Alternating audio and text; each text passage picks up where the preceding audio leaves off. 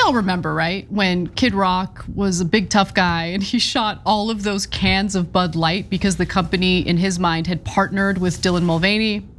Well, CNN decided to do some hard-hitting journalism by actually going to his bar in Nashville to see whether the bar still serves Bud Light. And it does.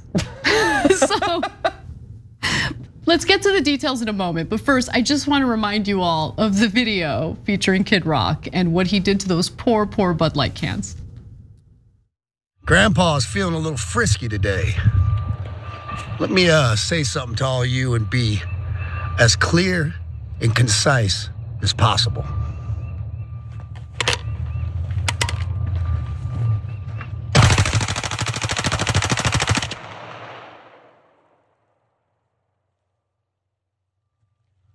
Bud Light and Anheuser-Busch. Have a terrific day. Should we? And more importantly, should we when we're at your bar in Nashville? Now let's get to the CNN piece. Despite the online bravado and talk of a boycott, Bud Light was available when CNN stopped in recently. It is not clear if the ban had been lifted or if there ever had been one to begin with. Why is this a story? Because it makes him look like a hypocrite. I understand it. See, no one cares about hypocrisy at all. No, I get that. Well, no, I think that some centrists and some progressives care about hypocrisy. The right definitely doesn't. But no, right definitely doesn't. But like I don't know. Maybe I'm being ridiculous. I just think it's hilarious that CNN like really did an investigation into this. No, I think what happened is like their reporter was supposed to be doing something and he forgot and they called him up and he was at the bar and he was like, "I'm doing research." You know what? If that's the story, then I love it. Okay. Yeah. Something tells me though that they like had a full-blown like production meeting. They're like, I think it makes sense. I know. There's a lot of notable right-wingers who have brands. They sent a journalist to the establishment to investigate this. I mean, I guess that it's not much of an investigation, right? Like ordered it, and right? Gave it to you. Yeah, you drink it. That's true. So although Kid Rock is still serving Bud Light, many Americans are still boycotting the drink. So over a 4-week period ending on July 1st, Bud Light saw a 28% decrease in revenue sales, as well as a decrease in volume. The brand's volume, the number of units of beer sold, was down 31.2% compared with the same time last year as well. By the way, it doesn't mean it's just from that effect, but sure, it's definitely a part of it. Well, last year, okay. No, I was thinking like, school is on break right now, it's summer, so I kind of wanted to look at the timing of these stats just because, I don't know, I could be wrong. I feel like most people who drink Bud Light are college students while they play beer pong, no? I drink it more now.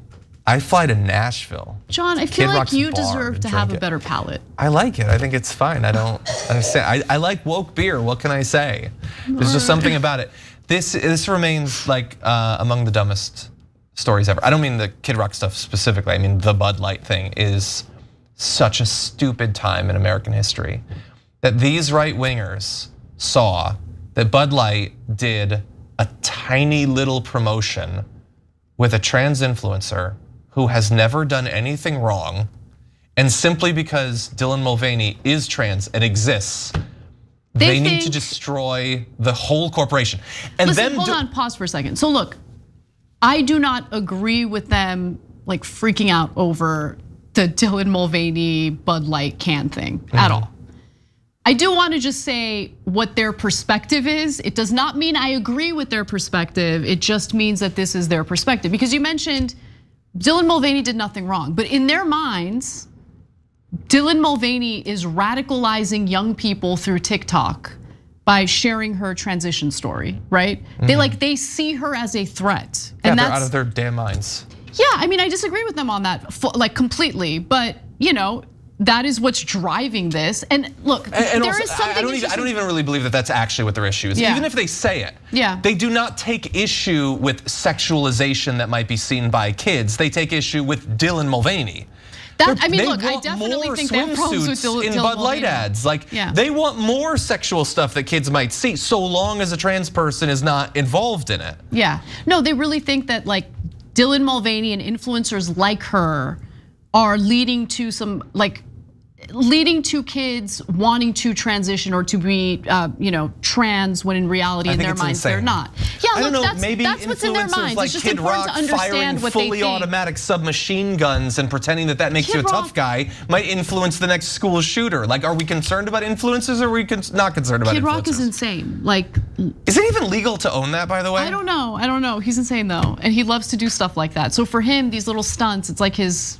I'm glad that he did it though. That dude, the way he ended the video, no one has ever wanted more desperately to be perceived as a tough guy. They're like, have a good day. I just shot an inanimate object, can't shoot back. Have a good day. It's so utterly pathetic and try hard. How did he start that video again? Like, hey, Grandpa's feeling frisky. First of all, I just think if you have concerns about Dylan Mulvaney, don't open the video with Grandpa's feeling frisky. Like, yeah, it's just like yeah. when they say, I don't want politics in my beer, and politics got in my beer because Bud Light sent a 6-pack to Dylan Mulvaney, and that could have been it. We could have moved on and never thought of it again. But instead, for months, maybe for the rest of their life, some of them will never buy the beer again because of that promotion. But that's not injecting politics into beer. Just the promotion is. Doing thousands of segments on Fox News about it is not politics. Utterly changing your spending habits, uploading videos of you shooting cans with an RPG. None of that is politics, by the way. Just the cans that were sent to Dylan Mulvaney. But this is the only, I think, interesting aspect of this story. And it's the fact that in an age where boycotts never seem to work, it worked here. And it worked really well among the right wing, right?